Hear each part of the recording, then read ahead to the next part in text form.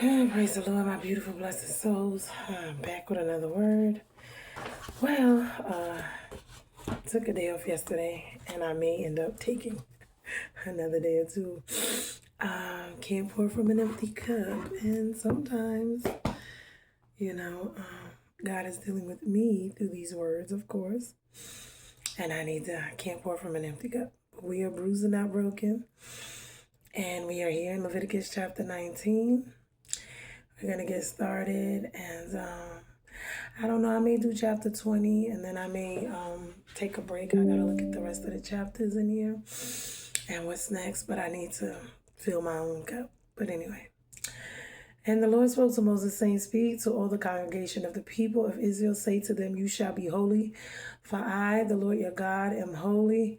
Every one of you shall revere his mother and his father, and you shall keep my Sabbaths. I am the Lord your God. Do not turn to idols or make for yourselves any gods of cast metal. I am the Lord your God. When you offer a sacrifice of peace offerings to the Lord, you shall offer it so that you may be accepted. It shall be eaten the same day you offer it, or on the day after. And anything left over until the third day shall be burned up with fire.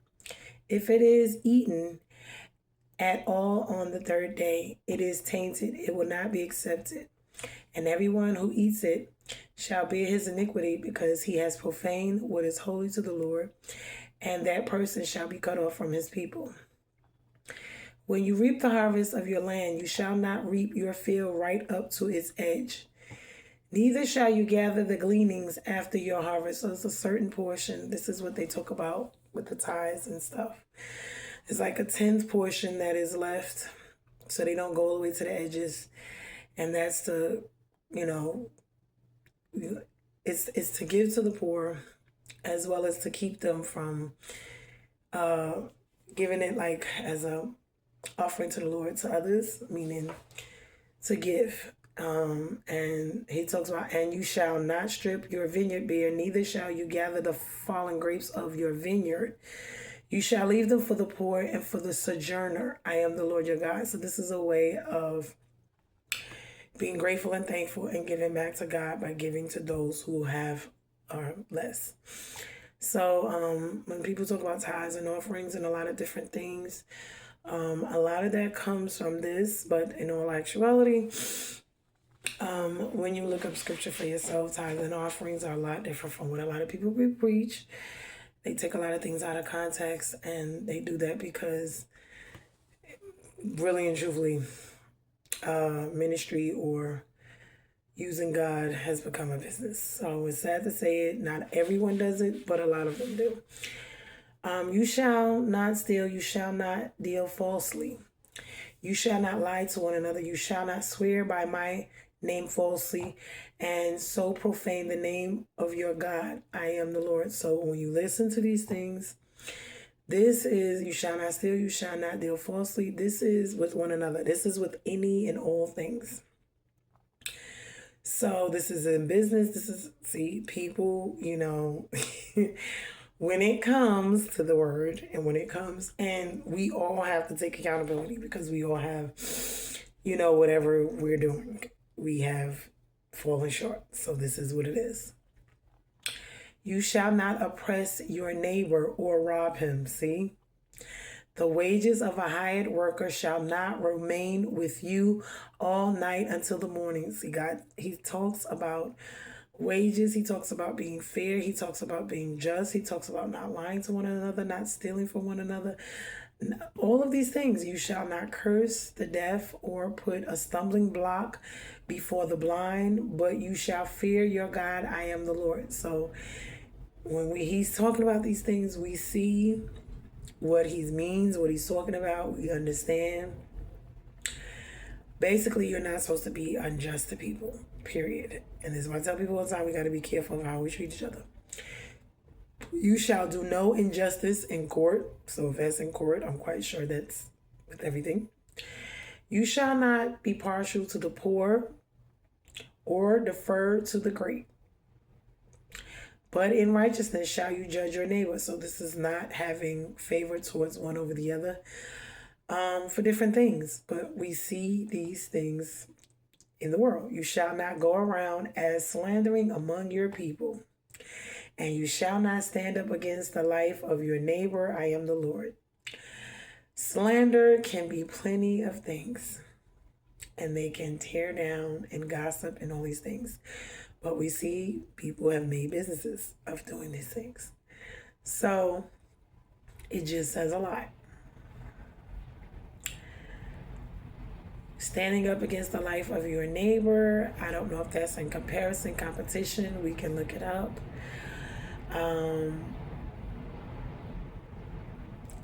Judging people righteously and fairly, meaning if you are going to judge, that's the way it should be done. You shall not hate your brother in your heart, but you shall reason frankly with your neighbor, lest you incur sin because of him. So this is on all levels. Hating people, I guess, holding grudges, not forgiving, keeping up strife, confusion, keeping up,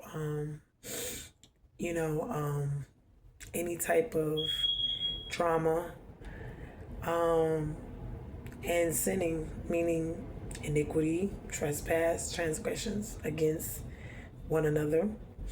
You shall not, or with God within your own life, you shall not take vengeance or bear a grudge against the sons of your own people, but you shall love your neighbor as yourself. I am the Lord. So this is talking about taking vengeance, bearing grudges. This is all, unforgiveness. We see these things every day. Within our own selves, within our own lives, within our jobs, wherever we are, we see these things daily. Okay, in our mental lives, in our emotional lives, in our physical lives, in our financial lives, our spiritual lives as well. Whether it's at home with our own families, immediate family, if it's with extended family, if it's on our jobs, if it's in politics, whatever. So we see, you shall keep my statutes, you shall not let cattle breed with a different kind. You shall not sow your field with two kinds of seed, nor shall you wear a garment of cloth made of two kinds of material. These things I need to look up because the material, I wonder about that. But it's what he said. Keeping his statutes is his commandments. Letting cattle breed with a different kind, I guess because they were made to breed with its own kind. And this is why even when Noah went into the ark, anything that God does, if he did it this way, it's because he did it that way for a reason. So, if he wanted it done a different way, he would have done it a different way. So I would guess that would be the rule of thumb. The garment of clothing, I wonder about that. Mixed with two kinds of materials. I don't really know what that means, but he said it. So, I'm quite sure a lot of us wear garments that are of different types of materials. So even something, you see what I'm saying? If a man lies sexually with a woman who is a slave, assigned to another man, and not yet ransomed or given her freedom, a distinction shall be made. They shall not be put to death because she was not free. But he shall bring his compensation to the Lord, to the interest of the tenant, meaning a ram for a guilt offering. And the priest shall make atonement for him with the ram of the guilt offering before the Lord for his sin that has committed, and he shall be forgiven for the sin that he has committed. These things I wonder about. I question it, but I know if God said it, so I have to dig further.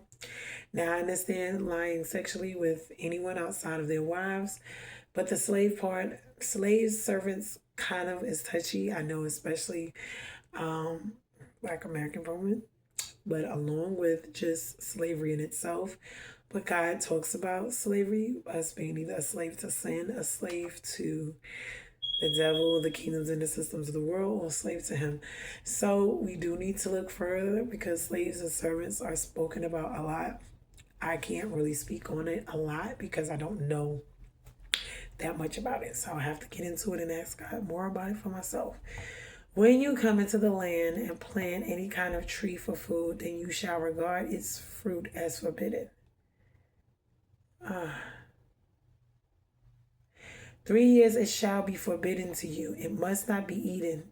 And in the 4th year all its fruits shall be a holy and an offering of praise to the Lord. But in the 5th year you may eat of its fruit to increase its yield for you. I am the Lord your God. So this is about sowing and planting as well, because giving the land time to rest and planting in season and different things is also a balance. And as you see, God has statutes even regarding that, but he made the earth, he made the water, he made everything. So him telling us these things, whether we like them or not, because he created it, he knows more about it than we ever would. So we need to ask more when we want to know, and for him to give us the answers. You shall not eat any flesh with the blood in it. You shall not interpret omens or tell fortunes. You shall not round off the hair of on your temples or mar the edges of your beard. You shall not make any cuts on your body for the dead or tattoo yourselves. I am the Lord. Now, this was something, like I said, because I had already read it, so I had spoken about it the other day. There was a lot of controversy about tattoos, what they represent, and if they represent good things and all this. But as we can see, it is not something that God allows. It is something that he says we're not supposed to do. Eating flesh with blood in it. I know people eat rare steaks. You shall not interpret omens or tell fortunes. This goes back to the divination pieces with all of the things, talking about reading fortunes and all those type of things, telling futures, speaking to the dead, all those type of things. You see again, he reiterates it. You shall not round off the hair on your temples or mar the edges of your beard. I'm wondering about that. I guess tapering, I need to look that up because I cannot say, but I see there's mention of it. So these are things we would have to dig deeper into. Do not profane your daughter by making her a prostitute, lest the land fall into prostitution and the land becomes full of depravity. You shall keep my Sabbaths and reverence my sanctuary. I am the Lord. So when it's talking about prostitution, I don't know if it's like exactly allowing your child to have sex, because that could be a form, especially in your home. A lot of people allow their children to have sex before time, allow them to have sex in their homes, different type of things. But prostitution is selling them for money. Lest they fall into prostitution and the land become full of depravity. Keeping the Sabbath, of course, is the day of rest. We all need rest, and we know why. God rested. He gave us that command to rest, to rejuvenate ourselves, including the land. As you can see, he gives the land time to rest. He says, reverence his sanctuary. He is the Lord. Do not turn to mediums or necromancers. Do not seek them out. And so make yourselves unclean by them. I am the Lord your God. So this, once again, he's also, again, talking about mediums, necromancers. People talk, sleep with the dead, do all types of things. Do not seek them out. Do not make yourselves unclean by them. Why? Because the things you need to know, you need to inquire of God and ask him, and he will give you the answers, even if it means wait, even if it's an answer you don't like. This is what we're supposed to do. And who else knows us better than he does? You shall stand up before the gray head and honor the face of an old man, and you shall fear your God. I am the Lord.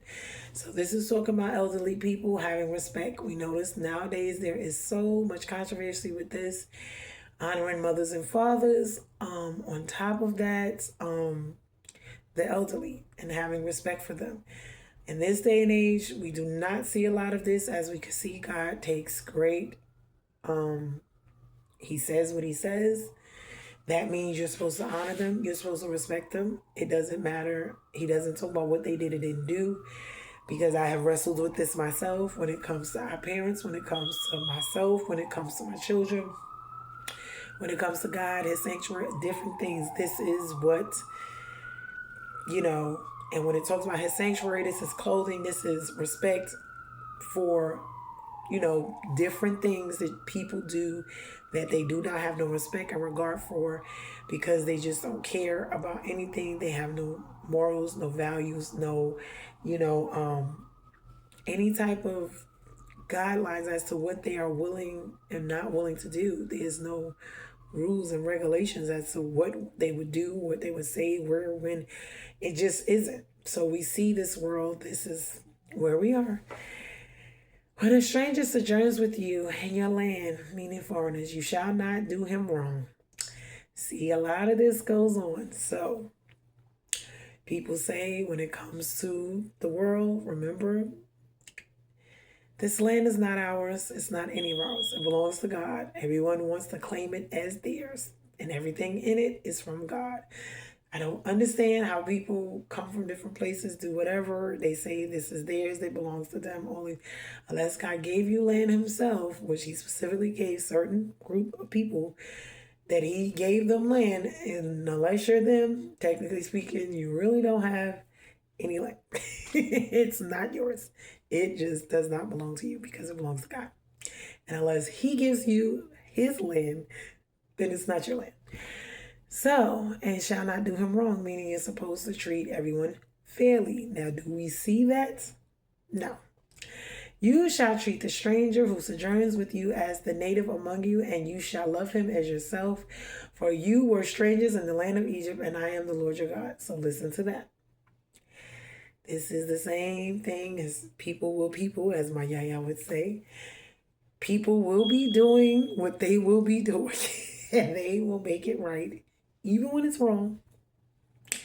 So, and whatever the world says is right, most people say is right. And this is where we are. You shall do no wrong in judgment, in measure of length or weight or quantity. So this is getting over on people. You shall have just balances. See? Just weights as just ephah and a just hin. I am the Lord your God, who brought you out of the land of Egypt, and you shall observe all my statutes and all my rules and do them. I am the Lord. So when you think about how people make money, everybody can talk about everything about being right and wrong when it comes to everything else. And usually when it comes to making money, that is when it is okay to do whatever it is you want to do. Because people are selfish. It's all about them, and they are out for themselves. They are selfish. They are just full of pride and ego. They are so busy in competition, so busy trying to one up, get over, be better with everyone. So this is what this is about. And it's always in favor of them, and it's never in favor of anyone else. It's never about being fair and just. It is about getting over whatever that may be. It could be in a relationship. It could be on your job. It could be in business. It could be with family. It could be with friends. It could be mentally getting over on people. It could be emotionally getting over on people. It could be financially getting over on people. It could be physically getting over on people. And it can also be spiritually getting over on people. And see, it doesn't matter if it's at home, at your job, at your business. It does not matter. As we can see what God says about all of these things.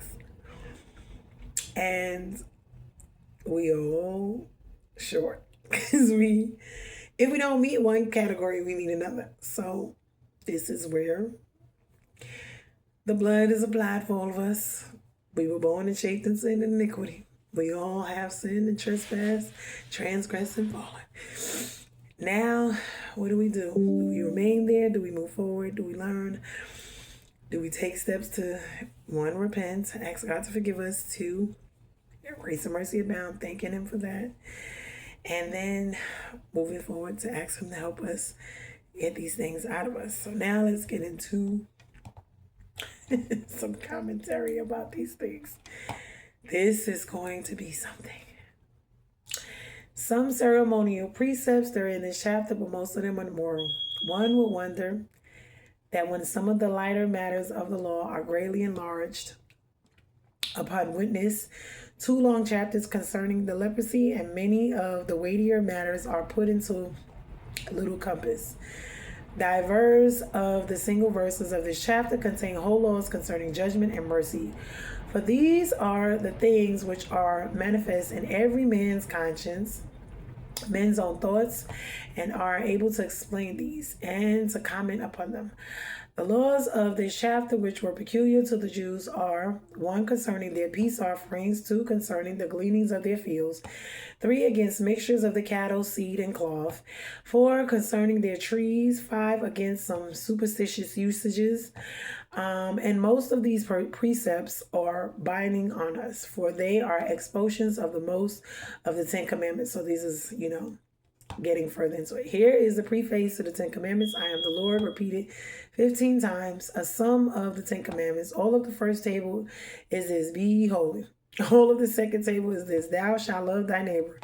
And the answer to the question, who is my neighbor? Something of each commandment. The first commandment implied, and that which is often repeated, here I am your God, and here is a prohibition of enchantment and witchcraft. So you cannot practice that. It is not acceptable, and I don't care who says that it is, and all of the things he named. So they can argue all day. God said it is an abomination. He will destroy, he will convict, he will do. Listen. So it's not me saying it, take it up God. Which make a god of the devil, right? So idolatry and worshiping the devil, because that's what they're doing in witchcraft and sorcery.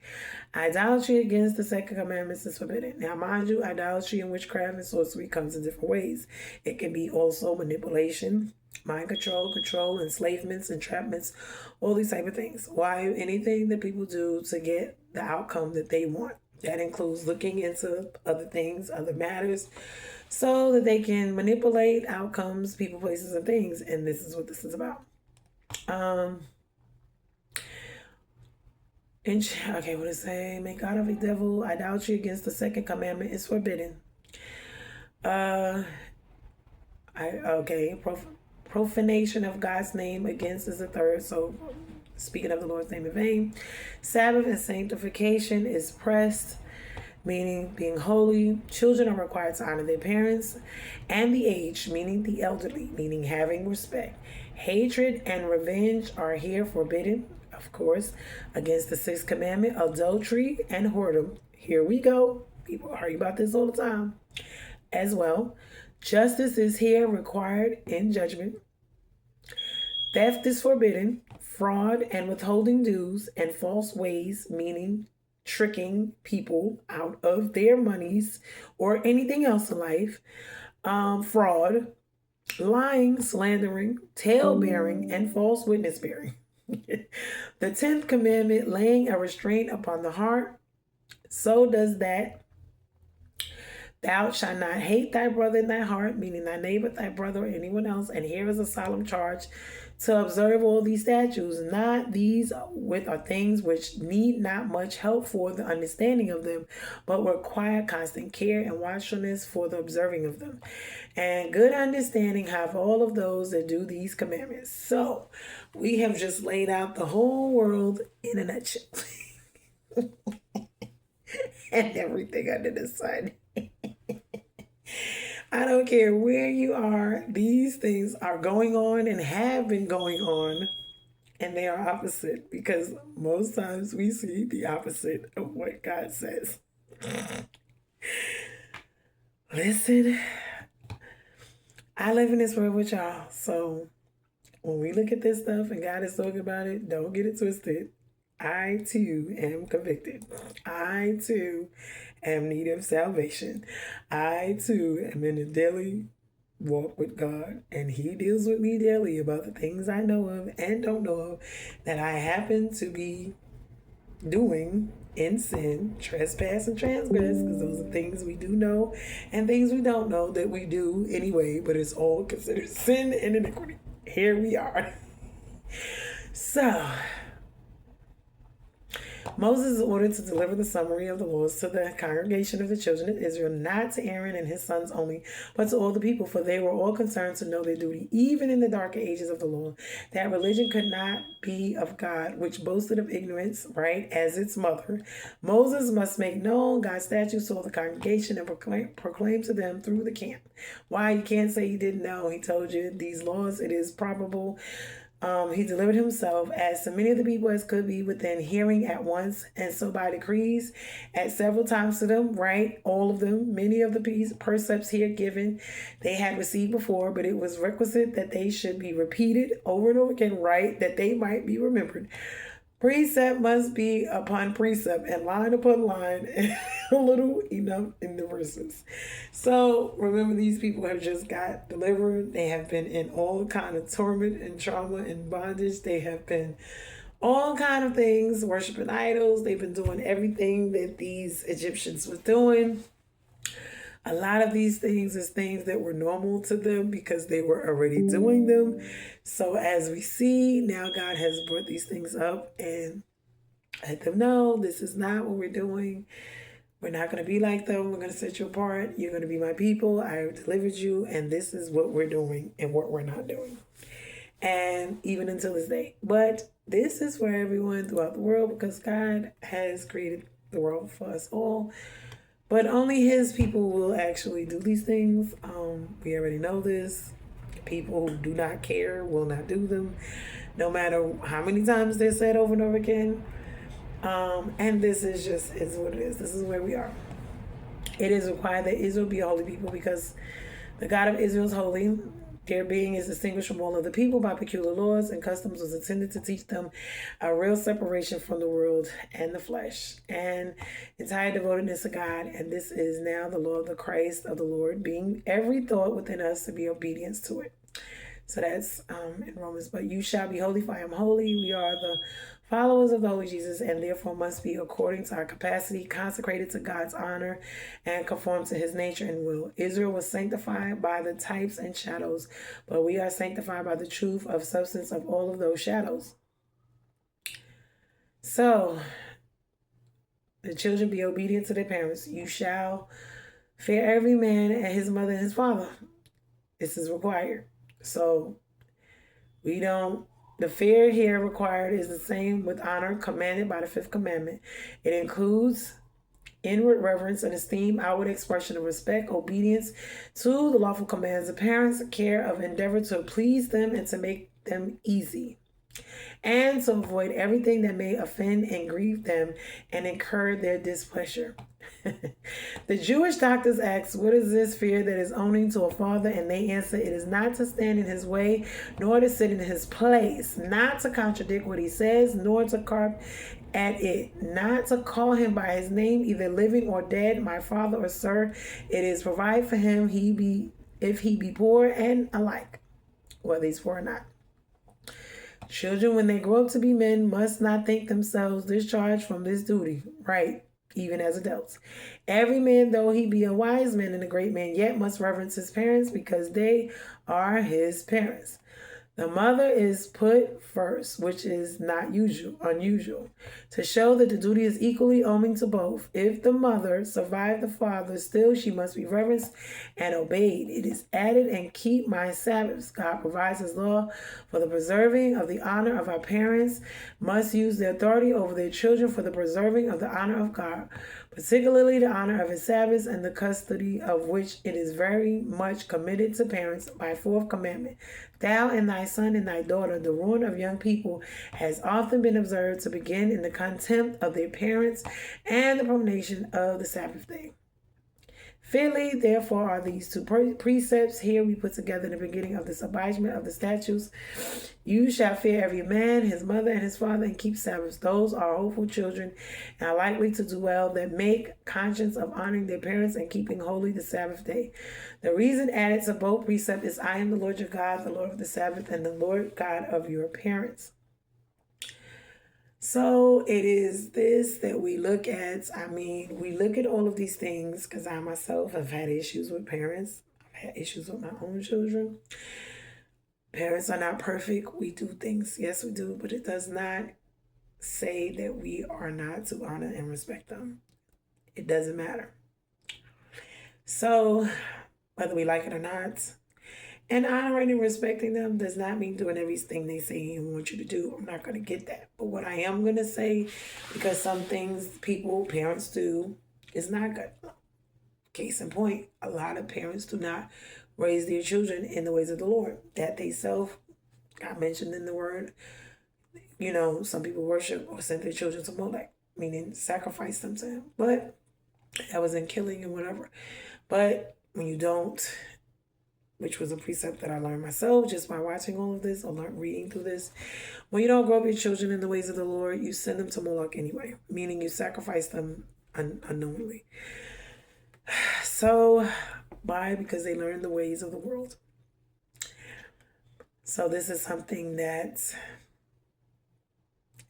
it's not to say that they will grow up and do that anyway because they have their own choices, but it's just to say, it is in the Bible, it says, suffer the little children to come unto me. So when we do not teach them the ways of God, and we do not ourselves work in the way of God, we can say we did good homes, good values, but are they godly homes and godly values? So these are things we got to take to the chin. Here's a gut punch. It's a chin hit. It is what it is. That God be worshipped and not by image.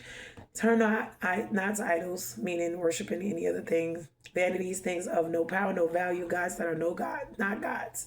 Turn not from the true God to false ones, from the mighty God to impotent ones, from the God that will make you holy and happy, to those that will deceive you, debauch you, ruin you, and make you forever miserable. Turn not your eye to them, much less your heart. Make not to yourselves gods, the creatures of your own fancy, nor think to worship the Creator by molten gods. You are the work of God's hands. Be not so absurd as to worship gods, the work of your own hands, molten gods, and are specified for the sake of the molten calf. But we know gods can be anything, and idols that you love more, whether it's success, fame, people, your body, whatever, vanity, more than God. Music, it could be any and everything, people, places, and things. That sacrifices their peace offerings should always be offered and eaten. Oh, no, not that one.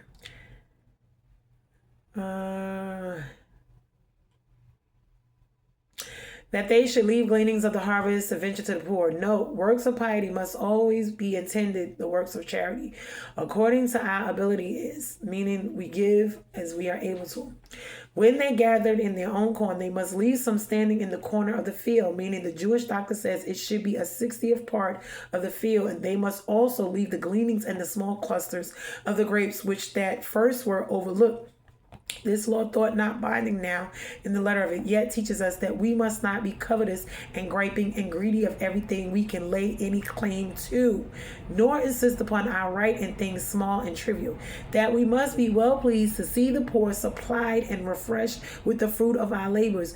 We must not think everything lost that goes besides ourselves, nor anything wasted that goes to the poor, that times of joy, such as the harvest time, are proper times for charity, but that we rejoice the poor and may rejoice with us, and that we, when our hearts are a blessing, God, their loins may bless us. So this is how this goes. So we have been seeing about SNAP and all of these things, and how the greedy rich are even richer, and they talk about the poor and how they make, the wages less, and they make every price higher, and then they know that people need to be able to pay their bills and do all of these things. We see them rob people because they do child support, which child support is something that we shouldn't even have conversations about. You make children, it is no conversation. You need to take care of your children, whether you're with the mother or not. She should not argue, fuss, and fight with you about that. You laid up and had them. I don't care how many of them they are. That is your responsibility. It just is what it is.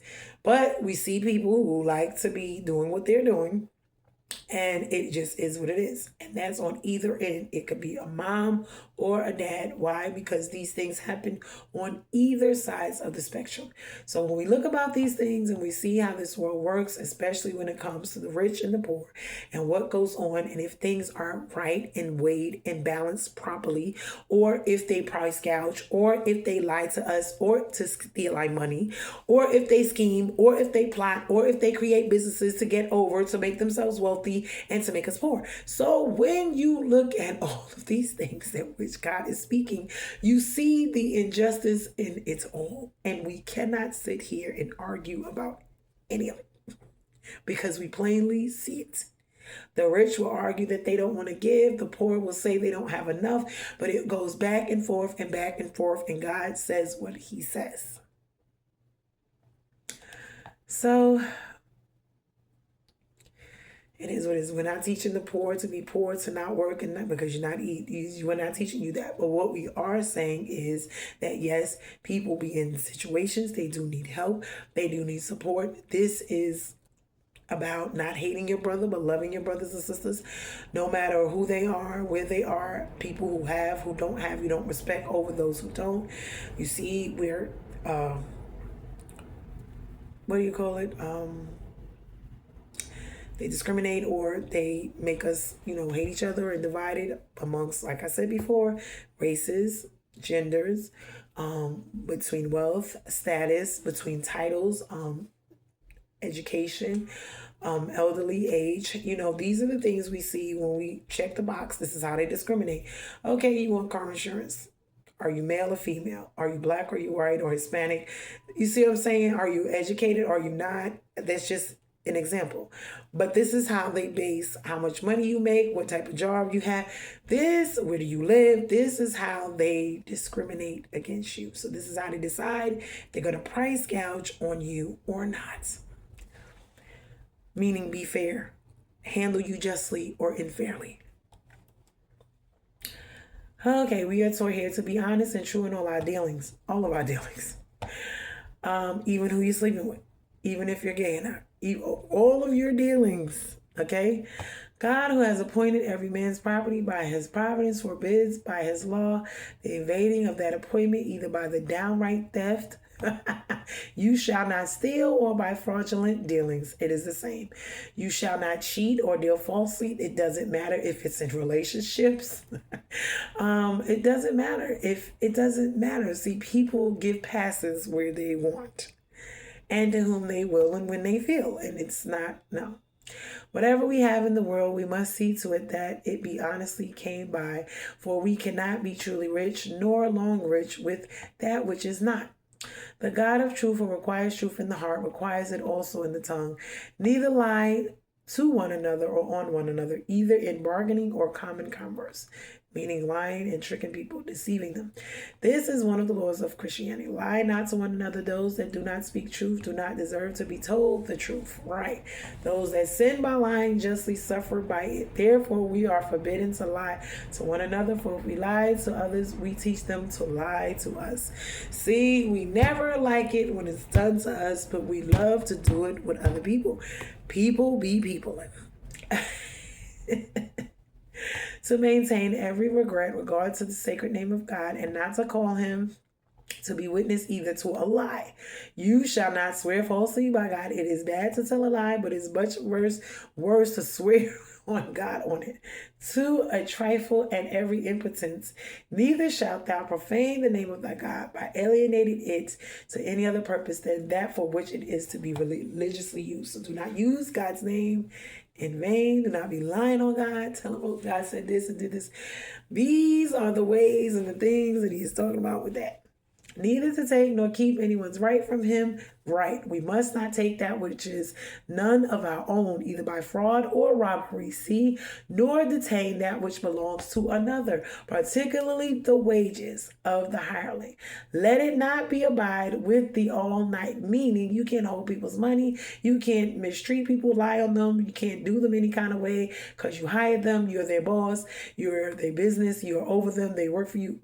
Let the day laborer have his wages as soon as he has done his day's work. And if he desires, it is a great sin to deny the payment of it, to defer it to his damage, a sin that cries to heaven for vengeance. Remember, when it comes to wages, when it comes to ballots and books, God is the one to do so, because the wages of sin is death and Christ paid it all. So we can't sit here and talk about anything we did wonderfully or so righteously and wonderfully, because we did not.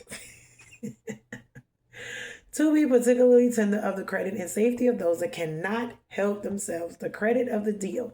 Thou shalt not curse the deaf, that is not only those that are naturally deaf, meaning they could be deaf in other ways, cannot hear at all, but also those that are absent and present of hearing of the curse, meaning, or cannot show their resentment, return the affront, nor right themselves, and those that are patient, that seem as if they heard not and are not willing to take notice of it, as David. So this is what they talk about. people do know and do not know the truth, or do know and do not know. When you know something over someone, you keep it or you withhold it. You don't want them to know. You don't want to tell them. You want them to be blind. You want them to be deaf to, the truth. Why, whatever that may be, because it's in your benefit that they do not know these things. Do not inquire of any, because they are willing or unable to avenge themselves, right? So you don't just do people wrong because they are not in a position where they can, fight for themselves. For God sees and hears, though they do not. The safety of the blind we must likewise be tender of, and not put a stumbling block before them. Mind you, this is in the spiritual and the natural. Remember, because you are blind, you may not see things, you may not know things. That's like the hearing. And just because you do, you don't afflict or wound others because you have this over them. For this is to add affliction to the afflicted, right? And to make God's providence a servant to our malice, meaning things that we do that we should not do just because we can and we think we, because you can do something. I mean, you should. This prohibition applies a precept to help the blind and remove stumbling blocks out of their way. So help those who do not hear, see, know, and understand.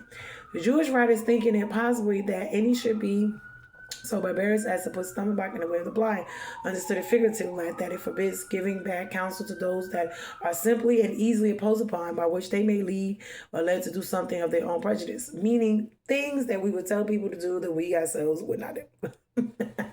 We ought to take heed of doing anything which may occasion our weak brother to fall, right? It is added as preservative from the sins, but fear thou God. Thou dost not fear the deaf and blind, right? They cannot right themselves. But remember, it is the glory of God to help the helpless, and he will plead their cause in cases. Note, the fear of God will restrain us from doing that which will not expose us to men's resentment, but God still sees them. So we can do all of this wonderful stuff outwardly, but inwardly, if we are practicing these things, honey, we need to do some cleansing and cleaning. Ask God for some help. Judges and in all authority are here commanded to give verdict and judgment without partiality. This is one that I love. Whether they were constituted judges or commission made so in particular cases by the consent of both parties as referees or arbitrators. They must do no wrong on either side, but to utmost of their skill must go according to the rules of equity, having respect purely to the merits of the cause and not to the characters of the person. Justice must never be perverted either. See? In pity to the poor, thou shalt not respect the persons of the poor, meaning if they did something wrong, yes.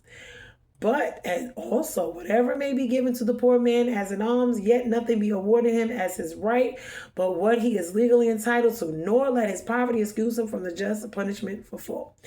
In veneration or fear of mighty of those favored judges would be most frequently biased. The Jews say judges were obligated by the law to be impartial, as to not let one contending parties sit while the other stood, nor permit one to say what pleased and bid the others to be short. So we're not supposed to give injustice, and that is impartiality. That's in favoritism. As we can see, we see that does not work. We see certain things that people do, they can get away with if they have money, and those who are poor will be nailed to the wall because they cannot pay, they cannot get good defense counsel. So we see these things. We see God speaks of these things. Case in point, the Diddy case, if that was any other person in this world, they will be in jail, and in jail longer than what he is, along with other situations that we have always seen, whether it be race, creed, color, gender, whatever. So injustice is injustice. It doesn't matter to God. And when you are a person, a public figure in office, you have leadership, whether it's a preacher, pastor, whether it's in the courtroom, a lawyer, whoever, when you have the power to write something and stroke of the pen, is going to change people's lives for the good or for the bad. God is holding people accountable. Why? Because you see what he is saying. He does not deal with injustice. We are forbidden to do anything inquires to our neighbor's good name, meaning common conversation.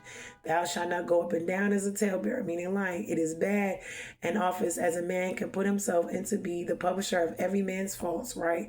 Divulging what was secret, aggravating crimes, and making the worst of everything that was amiss with design to blast and ruin men's reputation and to sow discord among neighbors. So this is for people who we see all of the time. They've made a whole industry, business of telling people's business, all of their worst things, the things. This is what they do. The word used for talebearer signifies a peddler or a petty chapman. The interlopers of trade for talebearers pick up ill-natured stories at one house, utter them at another, and commonly barter slanders by wage of exchange. See the sin condemned. Proverbs 11:13, Ezekiel 22:9, in witness bearing, neither shalt thou stand as a witness against the blood of thy neighbor, if his blood is innocent, nor join in confederacy with such bloody men as those described. So you do not take and join in on the side of those who are wrong. You're just as part as the guilt. Your hands are just as bloody. The Jewish doctors put this further sense upon it. You shall not stand by and see people in danger, brother in danger, but thou shalt come into his relief and succor, meaning help. Through it will be peril of thy own life or limb. They add, he that can by his testimony clear one that is accused is obliged by this law to do so. This means God holds people accountable. Don't care if it was old or new. If you have lied falsely against someone, you have them incarcerated, their life tarnished, their reputation, their money, whatever, and you have told a lie, they're in prison because of it, something, and you were on the side of those who did it. You didn't help the person. These are things that we all see that happen each and every day. But God sees them, and he does not take them lightly. As you see, you're just as guilty as the one who actually did it. If you watch, you stood by, said nothing, and did nothing to help the one that was being injustice. We are commanded to rebuke our neighbor in love, right? Thou shalt in any wise rebuke thy neighbor. One, rather rebuke him and then hate for him for iniquity done to thyself. So you can rebuke him but not hate him. If we apprehend that our neighbor has any way wronged us, we must not conceive a secret grudge against him. These things are hard, but yes. And estrange ourselves from him, speaking to him neither bad or good, as a manner of some is.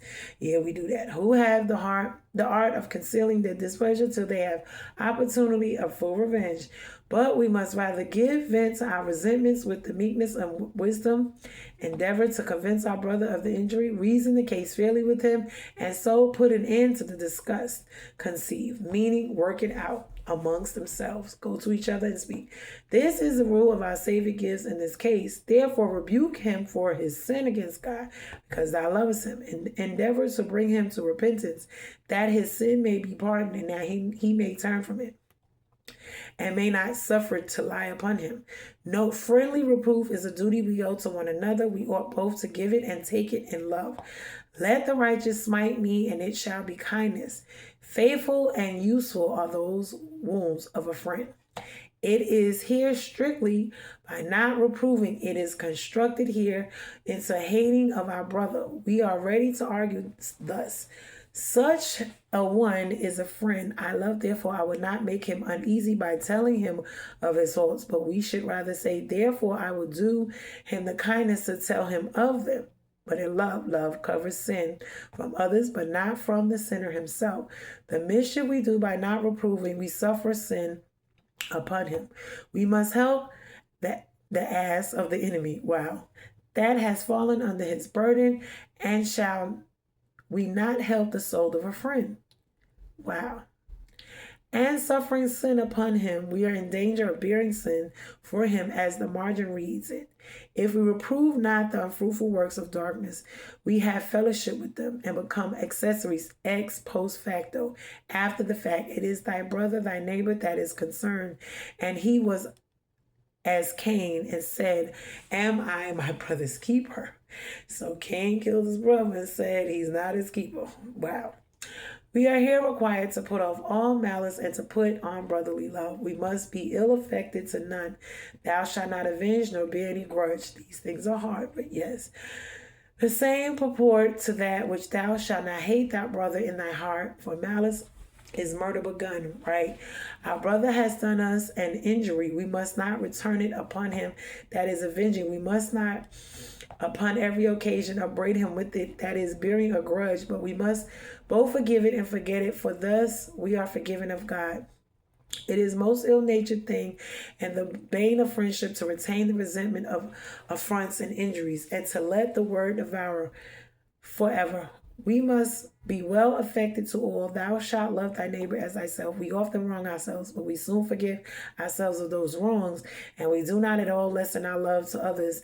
And in like manner, we should love our neighbor. Our Savior has made this second great commandment of the law.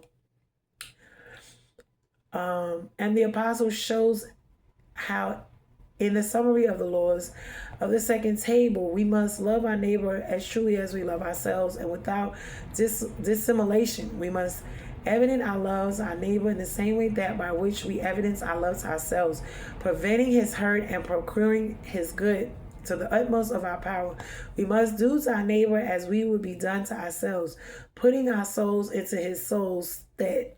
Nay, we must in many cases deny ourselves for the good of our neighbor, as Paul, etc. Herein the gospel goes beyond even that excellent precept of the law. For Christ, by laying down his life for us, has taught us even to lay down our lives for the brethren in some cases.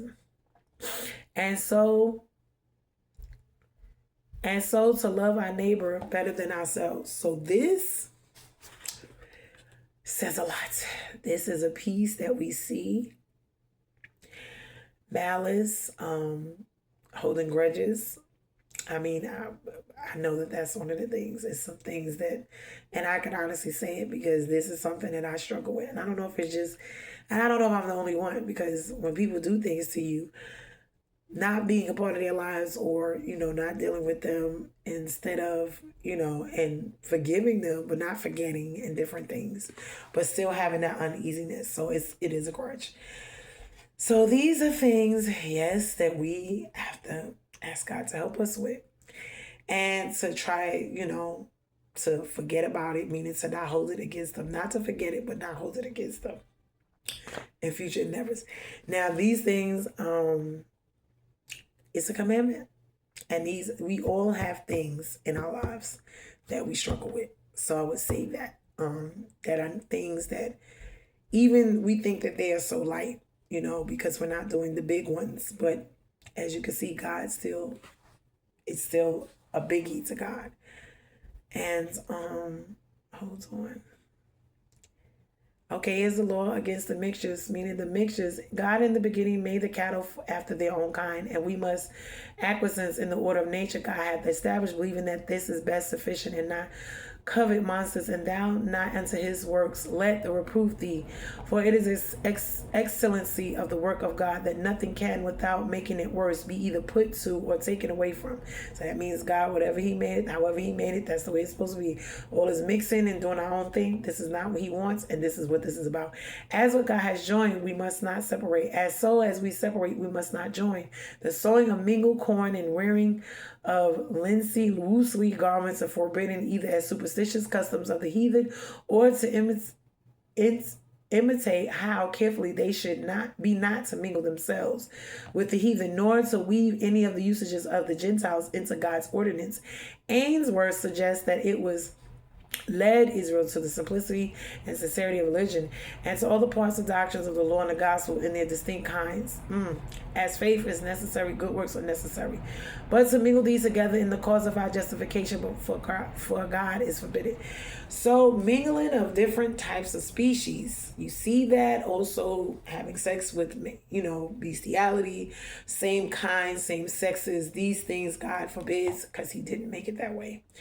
So be mad with me all you want to. You see what God says. He made it the way he made it, a man and a woman. He made, a lion for a lion, a tiger for a tiger.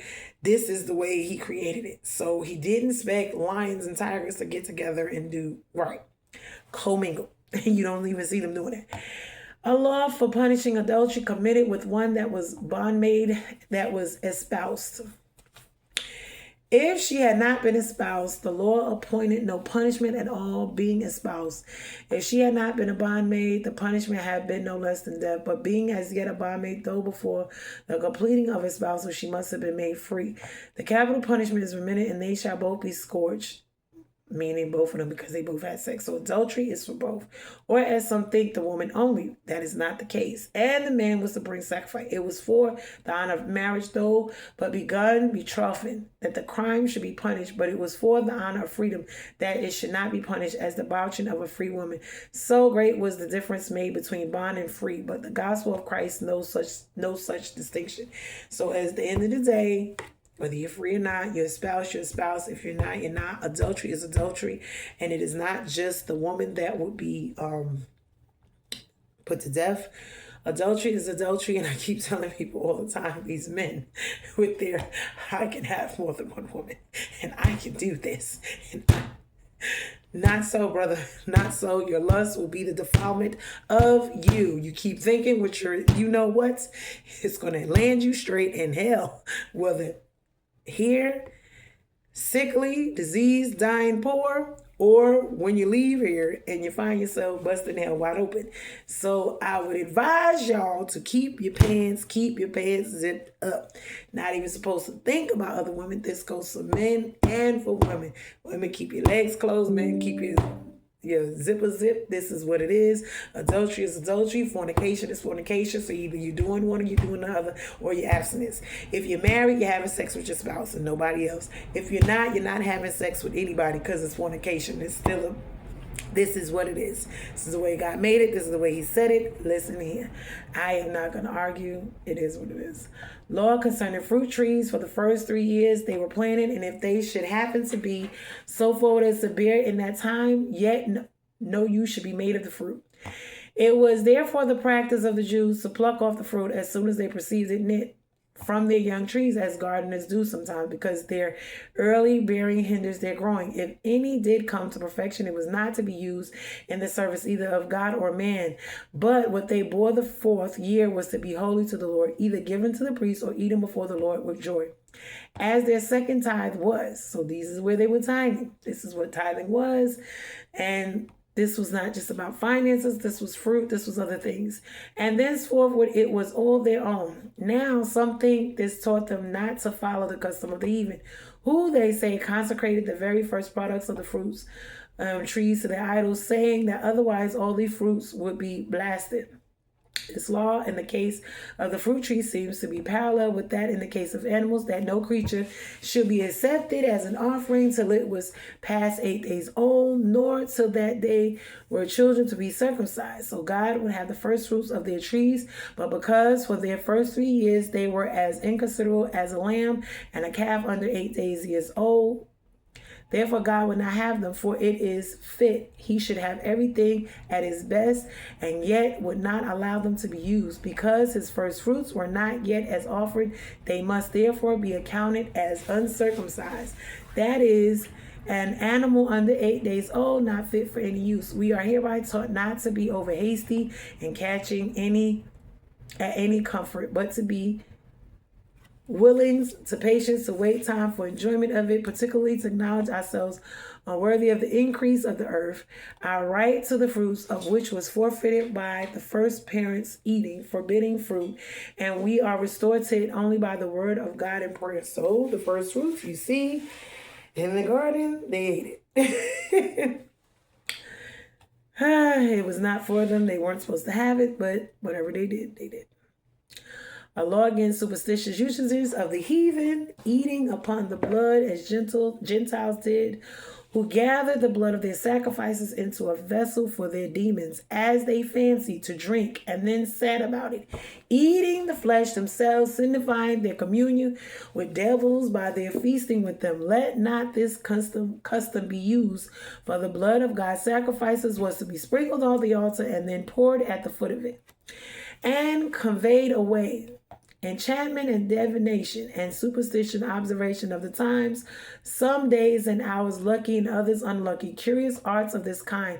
It is likely had been of late invented by the Egyptian priests to amuse the people and support their own credit. The Israelites had seen them practice, but must by no means imitate them. It would be unpardonable in those to whom were committed the oracles of God to ask counsel of the devil, and yet worse in Christians to whom the Son of God is manifested, who has destroyed the works of the devil. For Christians to have nativities cast and their fortunes told to them, to use spells and charms for the cure of disease and the driving away of evil spirits, to be affected with the falling of the salt and hair or crossing the way, cross days, or the like, is an intolerable affront to the Lord Jesus, a support of paganism and idolatry, and a reproach both to themselves and to that name by which they are called. And those must be grossly ignorant both of the law and the gospel, that asks, what harm is there in these things? Is it no harm for those to have fellowship with Christ, to have fellowship with devils, or to learn the ways of those that have? Surely we have not so learned Christ. There was a superstition, even in trimming themselves, used by the heathen. Wow, which must not be imitated by the people of God. You shall not round the corners of your head. Wow, those that worship the host of heaven in honor of them cut their hair so that as their heads might resemble the celestial globe, but as the custom was foolish itself, so being done with respect to their false gods. Wow, it was idolatrous. The rites and ceremonies by which they expressed their sorrow at their funerals must not be imitated. They must not make cuts or prints in their flesh for the dead, for the heathen did so to pacify the internal deities they dreamt of, and to render them proprietors to their deceased friends. Christ, by his suffering, has altered the propriety of death and made it a true friend to every true Israelite. And now, as there needs nothing to make death proprietors for us, for God be so, death if so, of course, so we sorrow not as those that have no hope. Those whom the God of Israel has set apart from himself must not receive the image and subscription of these dunghill deities. Lastly, the prostituting of their daughters to uncleanliness, which is here forbidden, seems to have been practiced by the heathen in their idolatrous worships, for which such abominations those unclean spirits which they worship were well pleased. And when lewdness obtained as a religious rite and was committed in their temples, no marvel that the land became full of that wickedness, which when it entered the temple doors overspread the land like a mighty torrent and bore down the fences of virtue and modesty. The devil himself could not have brought such abominations into their lives if he had not first brought them into their worship. And justly were those given up to their vile afflictions who forsook the holy God and gave divine honors to impure spirits. Those that dishonor God are thus suffered to dishonor themselves and their families.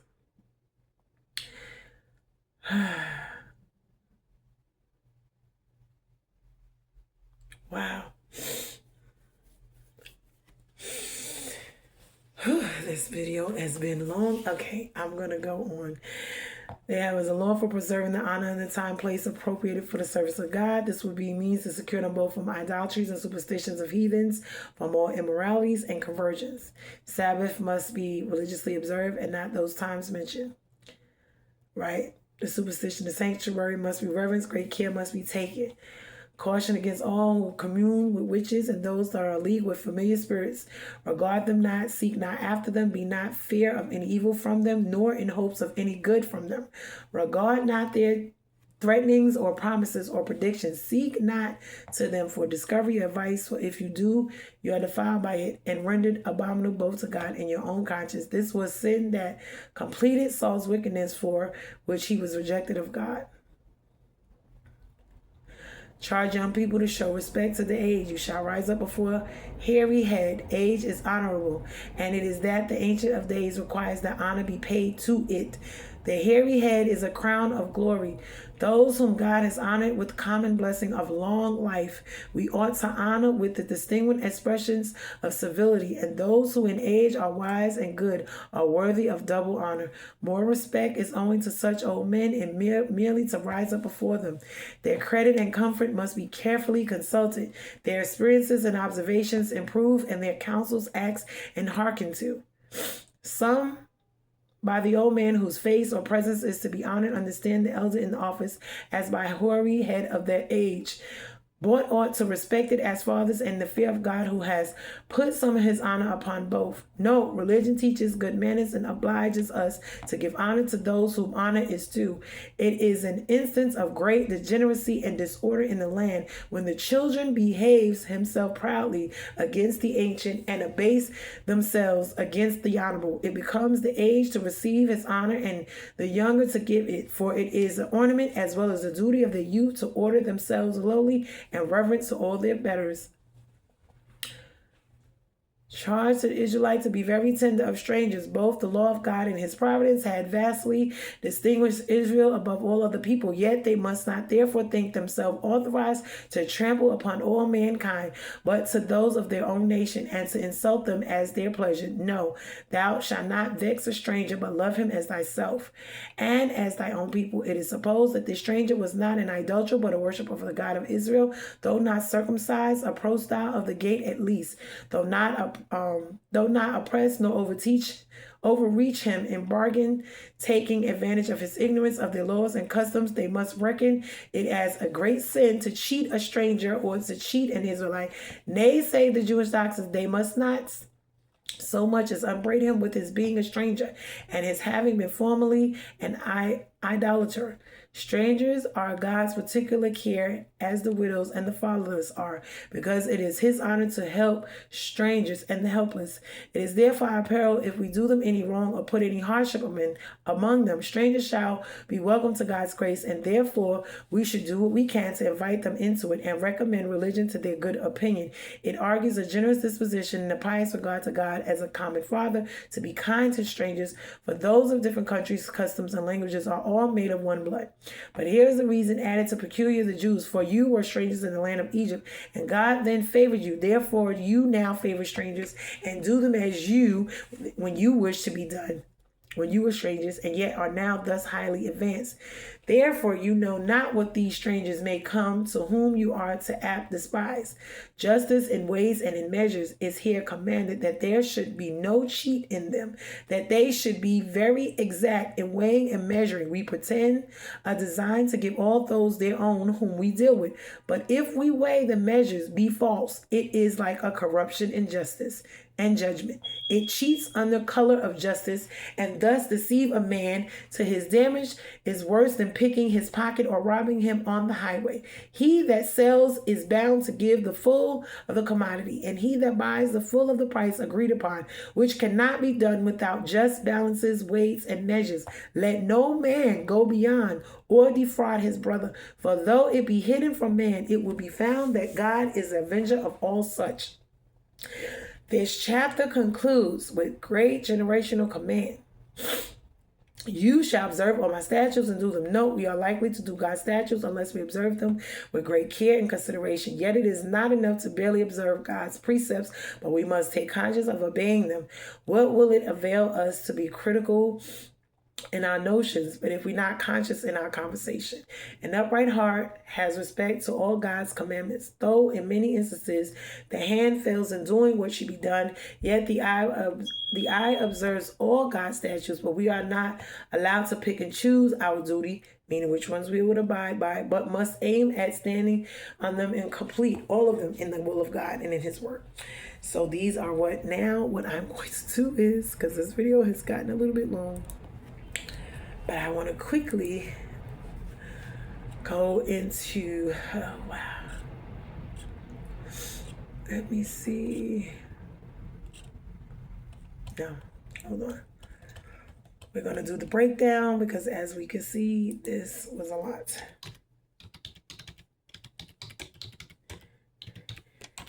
It was a lot, but we get the gist of it. We see what God is talking about in this world. We see a lot of everything I was talking about. And it is so funny because people argue down about this. But Leviticus is a sweeping chapter that outlines God's call to holiness, justice, and love, blending with moral, ceremonial, and social laws into a unified vision of covenant living. It's where be holy, for I am holy meets love your neighbor as yourself. A call to holiness. Be holy, for I am holy. Your God, I am the holy God, your God. Holiness here, not just ritual purity. It's ethical, relational, and communal. This is why I was questioning relationship, rituals, and religion, because a lot of that goes hand in hand. Relationship is what we aim for, but we have to do it through I guess the ritual religious practices, there's ways to guide us back to relationship. Because by keeping certain patterns in your life, it helps you grow closer to God. So although rituals and religion itself we don't need, but the rituals and the precepts we want to keep. Why? Because it does point us in the way of relationship. It brings us closer to God. Respect for parents and Sabbaths. Honor your father and mother. It doesn't say if you like them. It doesn't say if you did everything right or they did everything wrong. It doesn't say that. It just says honor them. Keep the Sabbath and reverence the sanctuary. That means worshiping God when you're supposed to, but also resting. It means having reverence for his sanctuary, the way we speak, treat each other, the way we dress, the way we act, and more than anything, the way we reverence him, how we walk in and enter in with thanksgiving and praise, these type of things, keeping his commandments. Rejecting idolatry. Do not turn to or make idols, meaning of anything, whether they're man-made, handmade, people, places, or things, and our mental, emotional, physical, financial, and spiritual walks. Sacrificial integrity. Offer peace offerings properly. Don't profane sacred acts, meaning pervert them, pollute them. This is what they do when they practice divination. Sacrificial integrity. Offer peace offerings properly. Don't profane sacred. No, okay. Justice and compassion. Leave gleanings for the poor and the stranger, meaning leave. There's a certain point when you and you give to others, and they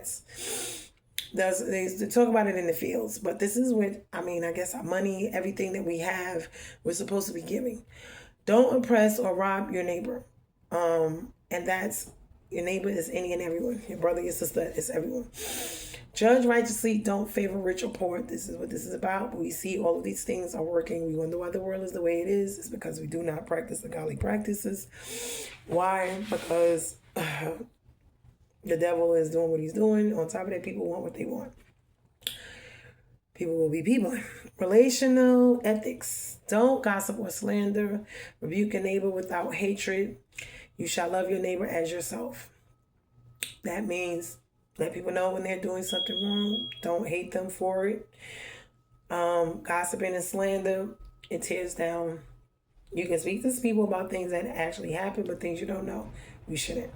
You shall love your neighbor as yourself, meaning treating people as you should and want to be treated.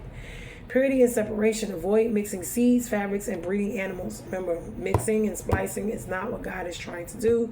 He's trying to keep the clean, clean, and the unclean, unclean, because the mixing and the mixture is cause contamination. That is confusion. God is not the author of confusion. Prohibitions on tattoos, cutting the flesh, and consulting mediums. I already discussed this. We're prohibited from doing these things, and God is the temple of the Holy Spirit. We're not supposed to do tattoos. We're not supposed to cut upon our flesh. We're not supposed to consult with mediums, necromancers. We're not supposed to have idols, idolatry, worshiping other gods, people, places, and things. These are things that he does not want us to do. Honor for the vulnerable before the aged, and honor the elderly.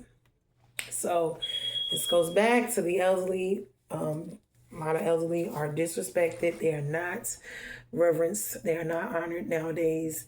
And it is sad, and we see it a lot. People who live to be certain ages, they have certain wisdom, certain knowledges that we do not have. On top of that, just the fact that God has given them blessed them with the longevity of life, because people leave here. They leave here so early in life.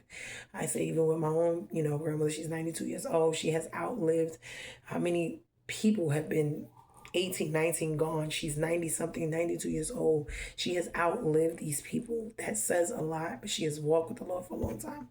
Love the stranger as yourself. Remember Egypt.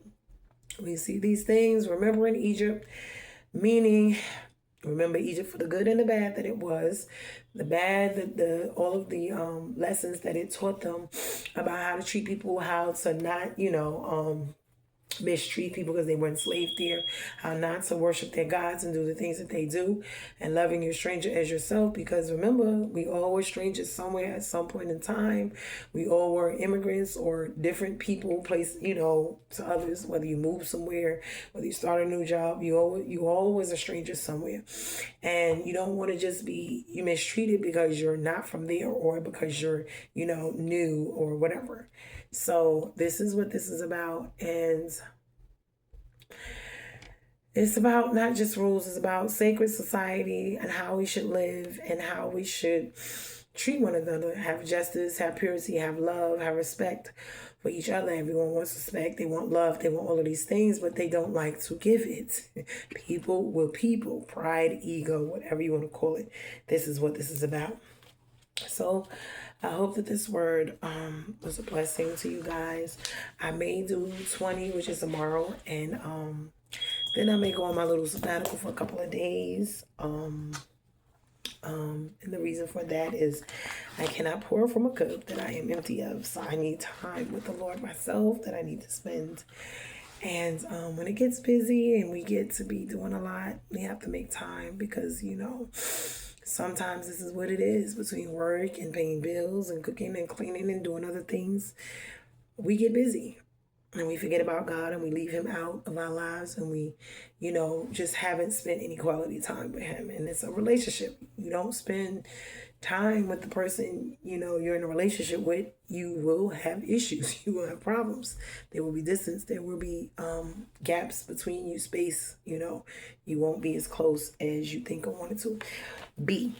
This is where the devil comes in, or people, places, and things come in and further separate you from each other. So you want to tend to your relationship with God like you do anything else, anyone else in your life, any people, place, and thing, but have more reverence to him and not put him last. Because a lot of times, we tend to put him last. Fit him in between this, fit him in between that. God wants us to put him first and for us to treat him first, seek him first. And this is what this is about. So sometimes we get out of alignment and we got to just get back into that alignment. So, strength and shield. The Lord is my strength and shield. I trust him with all my heart. He helps me and my heart is filled with joy. I burst out in songs of thanksgiving. Psalms 28:7. Only God can protect us from the evil one. Only he can uphold us in the times of trial and encourage us when we are weak. He is our ultimate helper and a real person whom we can talk and to share with everything at every moment. When the psalmist says, the Lord is my strength and shield, I trust him with all my heart, he declares the mighty presence of God over his problems and trials, meaning people, places, and things as well. He will not look to work, sex, or anything else to cope. He will trust in the Lord's almighty ability to conquer every trial. The psalmist also says, he helps me, and my heart is filled with joy. When we look to other things to satisfy, the God sees whole in our hearts. They don't fill us with joy. They are unsatisfying, as if we're eating sand instead of food. Only God, who can help us in every way, will fill us with the joy of gratitude and thanksgiving. Dear God, I want to be more like you, man or woman who rejoices in strength and exalts you in my heart. Help me rely on you through every storm. So whether we're in storms or not, because this is, we think it's just in trial and tribulation. We're supposed to seek God also just as fervently when we get what we want, when we get the blessing, when he brings forth the blessings. Because a lot of people usually, when they do get what they want, you see them go further away from God. And this is where, the two places in life you're going to see, either in your downfall, you're going to see the true life of people in their hearts. You see the others as well as yourself. And also you're going to see at the high points in your life, you're going to see the other people as well as yourself in the true hearts you have for yourself and others and the true hearts that they have towards you. So these are the things we have to pay very close attention to, because the real test is when you get everything you prayed for and everything you wanted. How then will you treat God? Because after you prayed for him to bless you and give you everything, once he gives it to you, will you walk away from him? will you then resent him? Will you then, put every people, place, and thing before him? So spending time with him, really having a relationship with him, really won't change the circumstances and consequences of your life. Whether you're up, down, in, and out, you will still have a relationship with God. And if you want this out of others, you must first have it with God, because he's not going to allow you to have these things without him and without him being first. And so I have learned this. We reap what we sow, whether it's with other people, but it's also with God. When we look at our lives, curses, spiritual warfare, whether it's reaping what we have sown, or whether it's just tests to see if we're going to pass whatever it is, and we repeating on what cycles, patterns, habits, thoughts. See, we have to understand that we do need to be looking in ourselves to see what is going on. How is our relationship? Checking the temperatures of it. Are we lukewarm with God? Are we really sold out? Are we back and forth because we fall off sometimes, come out of alignment, we stop praying, we stop fasting, we stop being in our word, we get busy. So this is how we keep ourselves in pour. And it's not just about, like I said, the ritual of it, of, I'm gonna fast, I'm gonna pray. That gets dry and boring in any relationship. We're just doing it to do it. Are we doing it from our hearts? We really mean it? Are we really after God in everything we're doing? Do we really have the desire, the passion for it, the fire, that anointing, that oil is burning? And it goes out. It does. Especially if we're not tending to it. They say the altar, the flame, it goes out. The oil, it does. So we have to replenish it. And that means you have to take sabbaticals. You have to take time out to be with the Lord and take time, because you can't pour from an empty cup. And that's in the spiritual and the natural and anything. So sometimes you have to take a step back and you have to spend that time. So I don't know. I think I'm going to be doing that within the next day or so. So I may do 20, and I may get 20 out of the way. And then I'll be on a day or two, however many days of spending my time. So we are bruised and not broken. I hope that this message was a blessing to you. It was to me, because God's been whooping on me about some things. So I need to go and get right with him before I even be doing all this extra. But love you guys. I don't ask any donations, no money. I ask you to like, share, comment, and subscribe to the channel. And that's about it, so other people can see it. There's other people out there who may need to, hear it. And it's for whoever God allows it to see. And I hope it's a blessing to them. Like I said, we are living here. We're of here, but we're not of here. We are trying to figure this thing out. So many questions that we have to ask God about our lives, about everything, about what's going on in our lives in the world, and with our relationship with him and what we're here in purpose and assignment to do. But first we have to know him and have a relationship with him and ourselves, and be walking in alignment with him. And then it goes from there.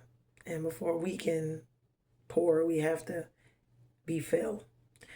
You can't pour from an empty cup. So I love you guys. Like I said, bruised and not broken. Until the next one, be blessed. Love you guys.